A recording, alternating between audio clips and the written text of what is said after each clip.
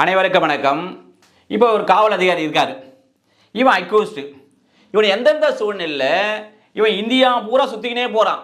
அப்போ இவரை இந்த காவல் அதிகாரி அவர்கள் இந்தியா பூராக சுற்றி கொண்டு எங்கே வேண்டுமானாலும் கைது செய்யலாமா என்றால் செய்யலாம்.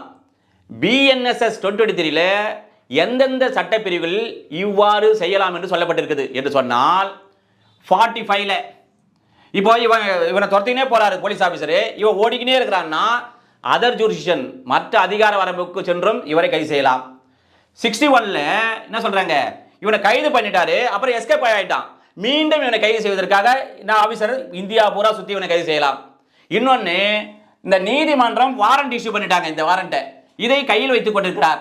இவரை கைது செய்ய வேண்டும் என்றால் இவன் இந்தியா பூரா சுற்றுறான். அப்போ இந்தியா பூரா இவரை சுற்றி கொண்டு வந்து என்ன பண்ணும், இந்த போலீஸ் ஆஃபீஸர் அவரை கைது செய்வதற்கு அதிகாரம் உள்ளது.